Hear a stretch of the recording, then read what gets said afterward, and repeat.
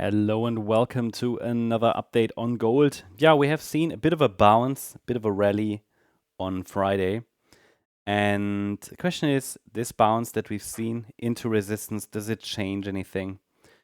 And before we get to that question answer, let's zoom out for everybody who's new on the channel. And let's talk a little bit about the bigger picture here. This entire sideways mess that unfolded after the April high, and possibly ended in August, can be considered a triangle in the orange scenario. That's a wave 4 triangle as a possible outcome here. A, B, C, D, E. Definitely not easy to get this sideways correction, let's say, right. It certainly was a correction, and it certainly, was characterized by a lot of corrective and overlapping price action. And so typically such a correction, if it's sideways especially, leaves the door open for a lot of different scenarios. Now, there are definitely a lot of different ones that we can consider. I have boiled it down to two likely ones. I believe one of them could be really playing out. But please note, there are always many more, right? Many more. Important task for an analyst is to take the infinity of potentials, right, and then boil it down to, let's say, 2, maybe 3, but ideally not more than that, likely and actionable scenarios.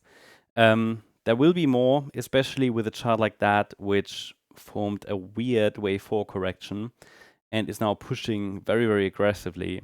So, but again, please note, we still have to be flexible. The orange scenario suggests the wave 4 might have bottomed.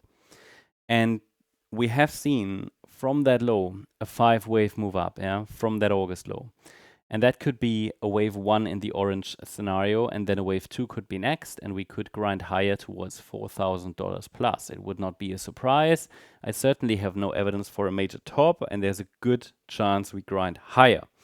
The next pullback, however, should tell us more clearly whether we are in the orange scenario that I just showed you or in the white scenario. The white scenario allows for a different correction, basically also a wave 4, but the wave 4 never finished. It's actually still unfolding. And in this scenario in white, we're dealing with a so-called flat correction, in which we have an A wave down, a high B wave, and then there could be a C wave down before we go higher. I know it's always difficult for people to understand that because, hey, that's a B wave, it's so high. But yeah, it technically can be a B wave, especially as long as we stay below resistance at $3,752. But we haven't even got any break below a previous swing low. We haven't broken below my signal level, so I cannot even confirm that we have a top. Okay, so I've highlighted it very, very clearly in previous updates, and that still stands. So the analysis is very consistent with previous updates. If I zoom in, you see that. I need to see minimally, at a minimum, a break below the $3,650 level to really have a first confirmation that a top has formed. However, because we have a micro 5-wave move down from last week's high, I started already to track the decline. But a decline does not, first of all, it doesn't unfold in a straight line. So it'll always be a bit of an up and down. In addition to that, we haven't crossed below any of the meaningful previous swing lows. From that point of view, we haven't really got a top confirmation in place. The nearest resistance is between $3,702 and $3,734. I view this as a wave 2 bounce or a B wave bounce at the moment. But again, I don't really have any confirmation as such that a top is in. It's simply something I'm tracking here. In the orange scenario, in which we are in a wave 2, potentially, this first move down could be an initial A wave, Then we might now be in a B wave bounce, and if we get a rejection there, possibly next week, this could start the C wave down. Or in the white scenario, this is like a 5-wave move down that could be forming.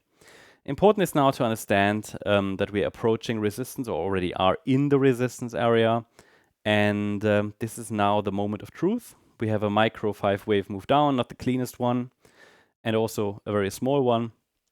But if we've really topped, the price should ideally not give us a break above 3,734. So it's absolutely a key area here that we're now reaching, or we have reached, and I think next week could be our decision moment here. Yeah, could tell us the answer whether we are already in the pullback or not. It's impossible to say at this point. That bounce at the moment is not too high for a wave 2 in the white count and not too high in the orange count. So I have no reason at the moment to change anything.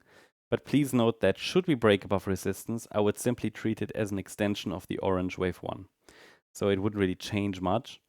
And if we get any break below this swing low from, well, this week, here at around 3,660, I think that would be our earliest signal we have atop. I mean, yeah, this 3,650 level as well, but obviously trying to look for the earliest possible signal there.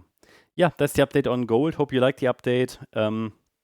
If you did, please hit the like button, leave a comment, and subscribe. And if you're interested in additional updates on gold, silver, but also stocks, the S&P 500, feel free to check out our stocks membership.